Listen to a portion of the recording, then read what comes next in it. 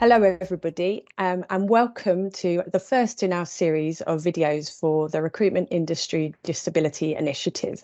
My name is Kate Shoesmith, and I'm Deputy Chief Executive at the Recruitment and Employment Confederation.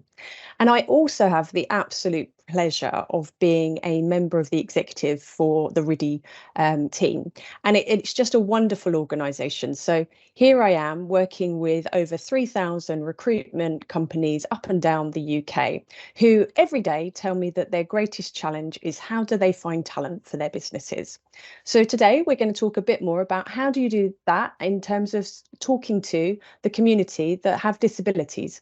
How do you bring them into your businesses? How do you bring them into your client businesses? I am delighted that I'm joined by two absolute experts in this field.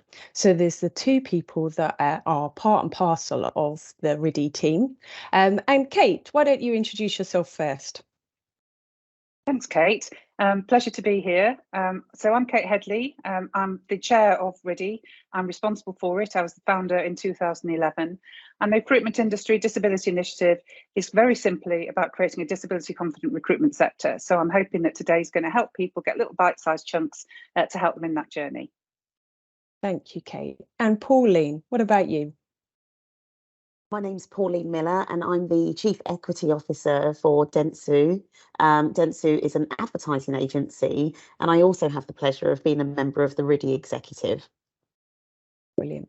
Now, the thing is that Kate and Pauline, they know so much about what happens when it comes to recruiting people in this field and thinking about more inclusive behaviours when we're recruiting. And this is coming up time and time again. So we're working in a jobs market where the official statistics tell us there's still over 1 million job vacancies in 2023. And that's been a continuous position for the last couple of years. So one of the things that comes up when I'm talking to people is how do you even get started on this journey? So how do you introduce the conversation when recruiters say to me that they don't know if somebody has a disability, they don't know whether this person will need any adjustments for the recruitment process because they simply aren't told about it. So what do you do to even start the conversation? Kate, what do you think is the most important thing to do there? The most important thing is to have the conversation. And I can speak from personal experience. I'm partially sighted. I carry a white stick. I didn't use it for 5 years because I didn't want to be identified by the fact I carried a white stick and was partially sighted. It's not easy for people to talk about their disability. It doesn't define them totally. So the thing is to have a nice open conversation with every single candidate, very simply. Want to make this a really special experience for you. Want to make sure you do really well. So if you're the right candidate, I know I've found you. So is there anything I need to know that can make the process more accessible and enjoyable for you? Short videos, little case studies, and ask, and then ask again, because people are not going to say it first time around. And are you saying that you do that in person? How do you do that? So if you so let's go through the process. And Pauline, perhaps I'll bring you in here as well. Is like Pauline, what would you say? So somebody is looking to hire into a role. At what stage do you do that asking? You know, it's before you even get a chance to ask. So if you think about the first thing that a candidate's going to see, the first thing they'll see is the advert. The second thing they're going to do is they're going to look at the job description in more detail. And then the third thing that will happen is that they'll be in touch with a recruiter. So when I think of that process, being able to engage and encourage candidates to come forward who require a disability, it's right at the very beginning stages from when you first advertise that job. And I think when as a business leader and when we think about what we're trying to do in our organization, it's simply to bring the best talent in. And that talent may have a disability, may need a slight adjustment, may need something slightly different in the process, or for you to be aware of timings of the interviews or what you do, what's required maybe from an on-camera perspective. There are so many different small steps that you can take, but they won't even know that you're open and willing to create an inclusive environment and that you want the best talent unless you make it clear at the very, very beginning. So I would start even before you talk to a candidate, because you are literally talking to candidates as you put that job advert out. I think that's really important, isn't it? Is that remember that the moment you start any communication, it's what's going to encourage people to opt in to the process and not to opt themselves out, and in a way that you won't even know, because you won't have had that conversation, you won't have been able to. So what you're talking about is you're talking about building a almost an ecosystem where there's psychological safety for everybody, and that people feel that they can put themselves forward. I suppose one of the things that definitely comes up, and I have experienced this myself, is knowing how to use the right language. So it would hurt me to think that I'd caused anybody offence by saying something that's clumsy or that I didn't mean. But there's almost a fear factor sometimes of, does that mean you shouldn't say anything at all? So Kate, what do you do to ensure that we're using the right language? What are your guiding principles? So my guiding principle is don't let language be a barrier to having a conversation. Nobody reasonably would be offended if you got it wrong clumsily, if within that you said, I want to make this, as I said before, repeating myself, but I want to make this a really positive experience for you. I want to get it right. What's the right way for me to reference you? Is there anything that I need to know? If somebody, for example, has a very severe speech impairment on an interview, what do? Do you ignore it and hope that they can get out of the room quickly because you can't manage the interview? Obviously not. What you do is say, what can I do to make this a comfortable experience for you? What's the best method for us to conduct this interview? And really openly. People respond to you trying to support. And I think that the key word for me here, Kate, is authenticity. So if we authentically want to make it work, if we authentically want to include people, our thinking and our actions will be much more practical in nature, because we won't be tying ourselves in knots about the theory. That would be my guiding principle. And Kate, is there any language that you would specifically avoid, or are there any not to do's? I mean, yes, but then again, it's interesting because, for example, in disability etiquette, you wouldn't use the term wheelchair bound, because the disabled community who are wheelchair users would say they're not bound to their wheelchair. It's just something that helps them get around. However, I've met people who are wheelchair users who refer to themselves as wheelchair bound. So clearly you don't correct them at that point. Everybody's allowed their own language style. But it's you wouldn't say I'm able-bodied, you'd say I'm non-disabled, for example, because what we're doing is saying, essentially, we want to include everybody. Everybody's got different nuances about them, whether it's a disability, a caring responsibility, a life circumstance. And it's actually society and our processes that is the disabling element. So all we want to do is get those right, to be honest with you, Kate. So I personally wouldn't worry too much about the language. You can look it up, you can get a set of do's and don'ts. We can put it out with these resources if that's helpful for people, just some very simple ones, but don't overthink it. That would be my guidance. I think that's really good advice. Pauline, you look like you want to come in there.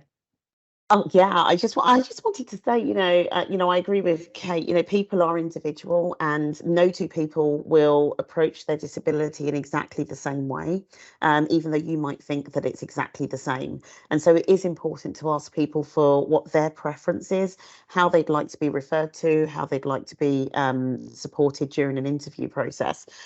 But particularly when you find that you're getting caught up with language, and I do it all the time, and it comes across in all aspects of diversity. But if you find that you feel that you've made something clumsy, authenticity also comes with simply, I'm so sorry.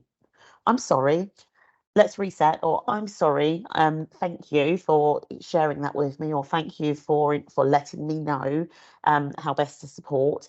And then the most important part is don't do it again. So really, when you say you're sorry, listen and then learn, because actually we're on a journey of learning, and it's not expected that you will know every single approach and how to deal with every type of different disability. So therefore, when you learn something, take it on board. That's all I would say. What you are both making me think about is when it comes to recruiting people who have disabilities, whether they are declared or they are not declared to you, it's just about the sense of being a good manager or practicing how to be a good manager and a good leader in your businesses, because we would apply exactly the same. So when you are thinking about acting with authenticity so that you can lead a team, when you are actively listening to what your colleagues are saying, and then adapting your style so that it supports that and gives the right culture and the right behaviors for your business. That's the superpower, isn't it? That's the bit where you get it really right. So I suppose one of the things that comes with this is a sense of, if somebody does declare that they have a disability, whatever place that might be in the recruitment journey, what do you do to assess the needs of that individual, or assess whether that disability is something where adjustments should be made? How do you make adjustments and test that you're making the right adjustments? Kate, what would you say you do there? So a couple of things. One around language, which is that there's a big debate around declare and disclose, because declare means, hey, I'm disabled, and disclose means share something with you that's private to me, but I can share it in a private environment. But the language in the Equality Act, etc., historically has been declared. So that's a little learning point that we can all take. I personally, I think I prefer disclose, but as long as we get the information, it's great. This is a very simple one to me because it's about impact.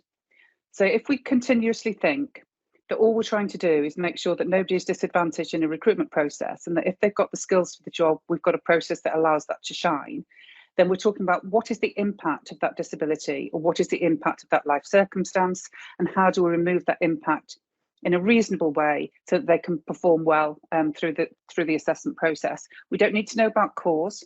We don't need to know how long they've been like that. We don't need to know were you born like that. Those are the sort of things that are taboo areas because they're not relevant at all. The only thing that's relevant is there something that I need to adjust as a result of what you just shared with me. So if I share with you I'm partially sighted, then the next question is, thanks for sharing that, Kate. I want to make sure that the process is a really positive one for you. What would help you the most in terms of the process? And of course, the big thing we have to do there is explain the process really clearly, which allows the candidate to share with us back which bits of those process would need adjustment, if at all. So that's the way to do it, Kate, is to ask the questions. A candidate will typically know what works for them. Mm. And then the very big lesson is it's about need, not preference. So if you're the recruiter, you don't need to go and buy a huge amount of assistive technology for somebody to conduct a 15-minute interview. If, for example, they can't see, then you could have somebody reading for them as opposed to technology that reads it out on screen. So it's those sort of things I think are really important. Simpler the better when it comes to adjustments in recruitment. And Pauline. And I was just going to add, because, if you think about the recruitment process in an organisation, the recruiter does often, you'll do the first part of that process and then they move into the line management process. So thinking about how you also support the line manager whilst maintaining that level of confidentiality for the individual, I think is really critical. You don't need to make a big song and dance about it with the line manager. Oh, this candidate's got a disability and we've got to do all of these things. You just need to simply change the process or make those adjustments in the process and let the person know that these adjustments are being made. I think it's, there is that element of fear for line managers, for recruiters, in terms of needing to do something slightly different. And actually, it is simply making the process fairer. It is about making those equitable decisions that creates the process so that makes the process equal for all candidates. And I think the more that businesses take that approach and recognise that we're actually just levelling the playing field and designing for inclusion and designing for an inclusive environment for all of our candidates, the better it will be. So recognising what needs to happen once you've done your first bit and how you then support the line manager and ensure that continues through the process, because it can often get lost after the recruiter's done their part. in that first interview, and then it moves on to maybe one or two second or third interviews with line managers. It can often get lost and missed out in the process. So just remembering to ensure that it continues all the way through is really important. And you've taught me something in that there's a disclose, not a declare. So I like the thing of it's not a ta-da, look at me, because not many of us want that situation, but the disclose, where you are providing the confidential information that then continues through the whole recruitment process, because we know that there's often many stages. And then, as you were both leading to, and Pauline, you were saying, remember it for the onboarding side of it as well. I suppose a difficult question that comes up is, how do you know that somebody genuinely has a disability? This is a really hard one. Kate, I've heard it. I've not heard it very often. How do you advise people when they say that to you? I've heard it lots of times. I can't tell you how many graduate recruitment programs I've audited that ask people to go and get a letter from the doctor to prove they are actually dyslexic, so they should have extra time on the assessment exercise. There's some fundamental points here. Number one is that by law, people don't have to prove it. If they self-disclose as having a disability within the Equality Act, then that's good enough for you. Okay, medical questionnaire, etc., not appropriate, particularly in recruitment. Medical and safety and duty of care might come in on onboarding and employment, but in the recruitment process, let's go back to that point of impact. So two things. Number one, we don't need to prove that we're dyslexic. What we do need to discuss is, for example, what would be the most appropriate adjustment? What's the impact of your dyslexia? So for some people, the impact could be the colour of the paper they use, the size and nature of the font style, and actually no amount of extra time is going to make any difference whatsoever to their ability to complete that test. So it's about impact. The second piece, as a recruiter myself, is that in a good assessment process, you're testing everything at least twice in different contexts. So if your recruitment process is robust enough, if somebody, for whatever reason, and considering we really struggle to get disabled people share with us their disability, I think the chances of somebody who's not disabled manufacturing a disability for the purpose of assessment is remote. And if they do it, good luck to them, because they won't be able to perform in the job and they'll get caught law, so they wouldn't be able to be employed. But I think the point of the principle is test it again. So we want to make sure that, so if for example, somebody said that, let's use dyslexia, so they needed extra time in the assessment test in order to complete a written exercise, but part of the job was around planning and organising and completing to deadlines, then your evidence-based interview skills should be able to elicit examples to prove or disprove the fact that they are able to do that. And clearly, if somebody has a disability which prevents them from doing that, then they won't get through the process. You're adjusting the process to allow them to shine, not adjusting the process to allow them to get a job they can't do. And that, to me, is that's a really important point as well. Thank you. I think that's all important, is how are you listening and testing during the recruitment process? What is it you're genuinely there to do? And that's what is the job of a recruiter, and sticking to that role in particular. Pauline, I wondered if we could get quite practical at this point. So we've mentioned how important language is. We've mentioned how we want to be inclusive in our processes, and that it starts from the early stages. Let's start with the recruitment pack. So there's often a job advert, there's a job description, and there might be the application form. There might be a number of different pieces that go in that pack. What are your do's? What are the things that you would make sure would allow for an inclusive recruitment process in those? Absolutely. So there are a couple of different things that you can do, and of course you can't design for every type of adjustment in your recruitment pack. But what you can do is make it very clear. Number one, if you require this information in a different format, please let us know. So I think that's we often see that in our bank statements, in our letters from large institutions. Why wouldn't we do that when we're also thinking about how we recruit candidates into our organisation? I think there's a really good opportunity to demonstrate the work that you are doing. And, one of my bugbears is, for me, when I look at organisations to join, I browse every aspect of their website, and then everything else about them as well. But not everybody's going to do that. So if there is a pack that's coming out, there is a great opportunity both for an organisation to shine, but also to demonstrate what they do and how they help to support individuals in the organisation. So I think ensuring that you've got information in your pack about what you do, and whether that's not just thinking about it from here's our benefits, we offer the best, we offer 25 days flex, but really thinking about how you can demonstrate your support for candidates with disabilities and the adjustments and the processes. So it might be saying, as part of our process, we onboard you and we will help to create an inclusion passport for you,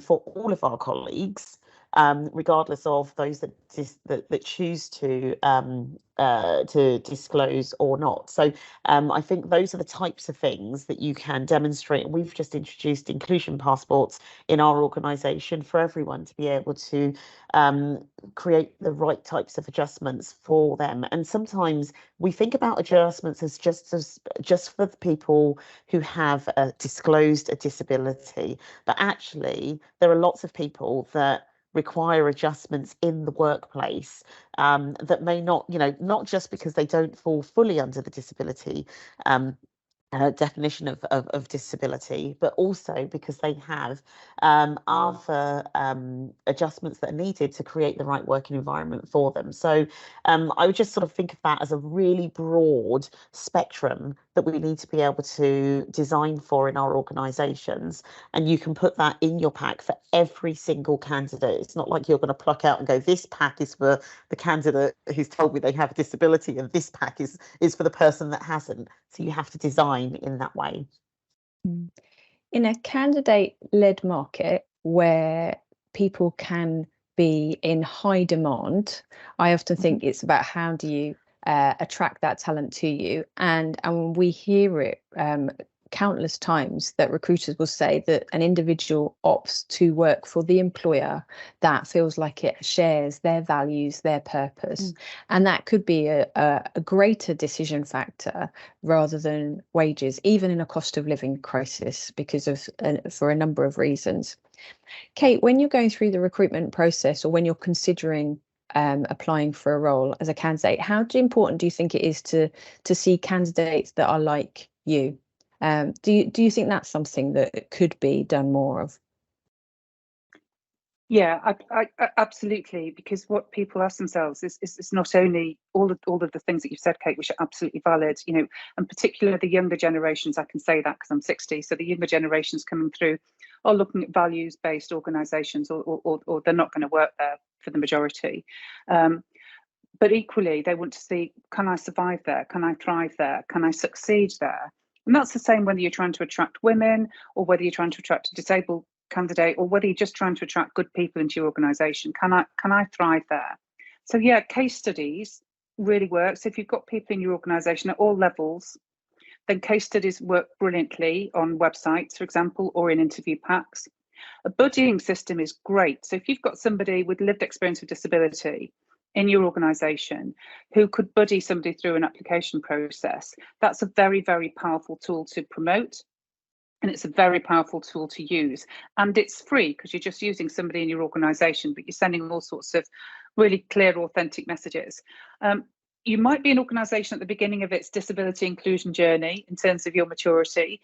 So you might not have people who've disclosed and shared as yet. So that might be a bit of a challenge for you.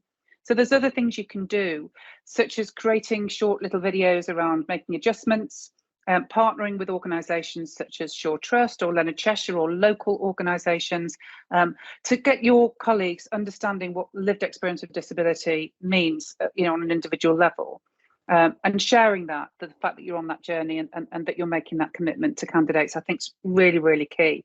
The most powerful is role models, without doubt.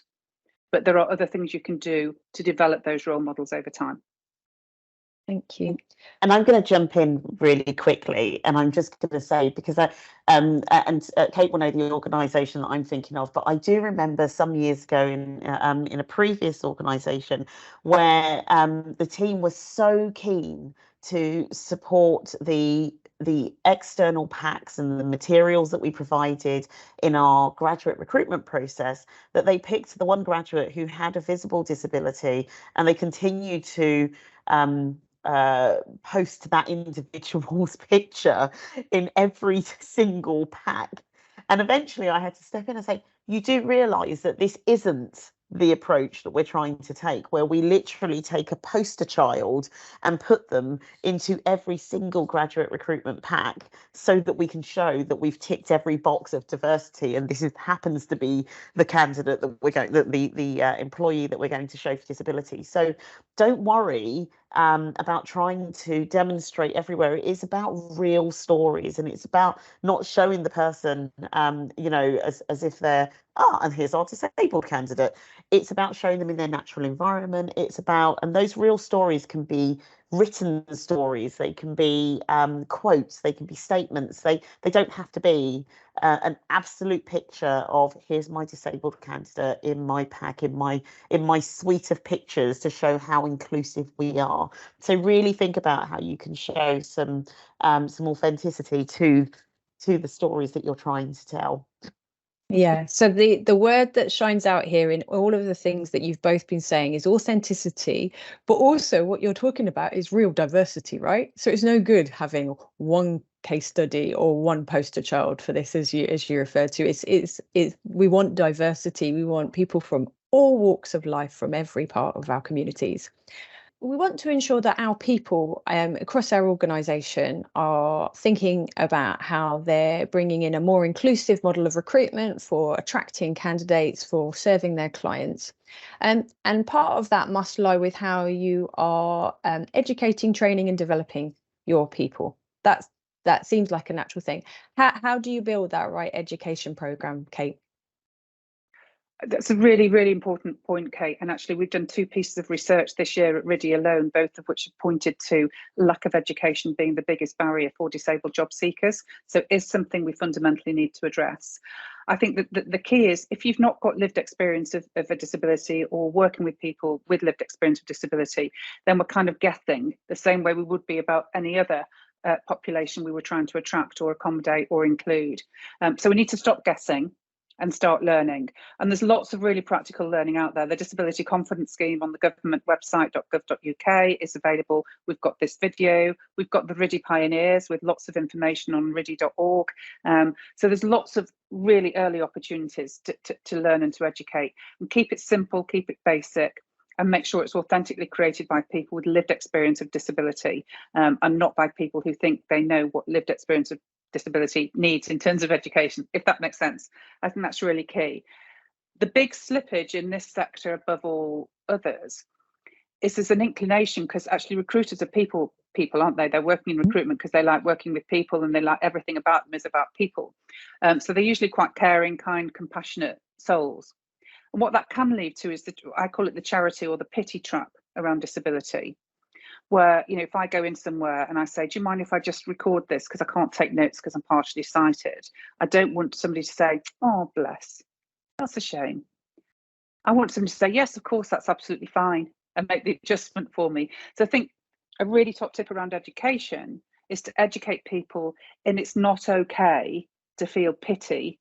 And it's not okay to start saying, well, I'll support a disabled charity because that means I'm inclusive to disabled people in my recruitment process. They're very different things. They're all great, but they're very different things. So education will help to dispel some of that. And I think that's really important, Kate.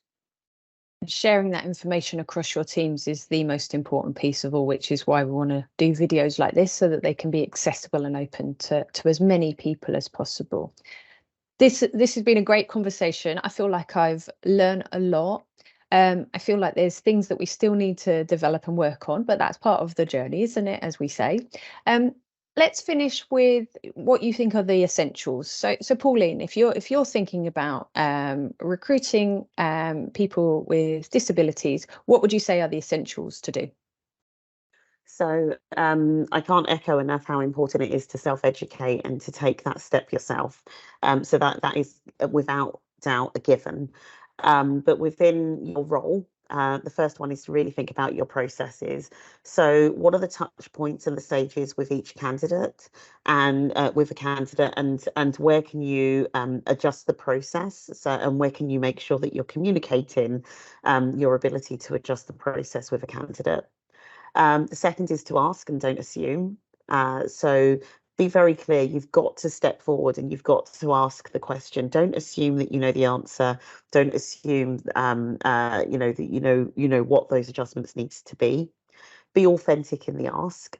So be really authentic in, I want to know because I want to be able to create the right environment so that we can hire the best person. If you're asking because it's a tick box exercise, you're very clearly going to be found out. The final one is don't beat yourself up. Don't beat yourself up if you get the language wrong.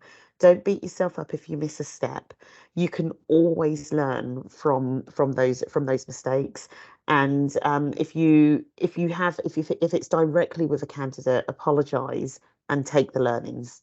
Take the lesson and learn, but don't beat yourself up. What words of wisdom were there? That was brilliant. Thank you very much.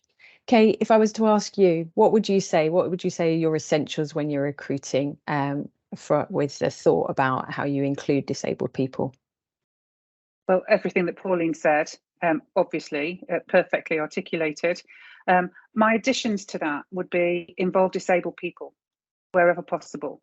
Some of the best case studies we have at RIDI with the statistically most successful results, or when they've taken those job descriptions out to their disabled persons network or to organisations locally who employ disabled people, so they can look at it and give that authentic input from that lived experience. So that's a really top tip. The second top one, it's come up already, but is around adjustments and around asking people to share information in a psychologically safe environment, is just keep on asking right from the beginning and at every single step of the way, because the more you ask, the more authentic that ask appears to the other person. So I think that's really key. And just adding to Pauline's point about not beating yourself up, there's nothing so diverse as disability. You know, it's a really extremely large spectrum, and we can't be masters of all of it. So you need some basic principles in place around asking those questions, and then you need to know where to go for assistance if something comes up that you don't understand or you've not come across before. Sometimes the candidate can advise on that, but otherwise the resources at things like RIDI and .gov.uk can help you with that as well. Those would be my 3 additional points. Well, I meant it at the top when I said that these are experts in this field, and you've really demonstrated that. So Kate, Pauline, thank you very much for your time today. I hope that this video is helpful to those that are listening, and that there's something that you can take away and really start to implement within your own organisations from this. If you want more information about RIDI, obviously there's the website, so ridi.org is there for you, and please give us feedback as well. So if there's things that we haven't covered in this particular video, we'd love to hear from you. So thank you and take care.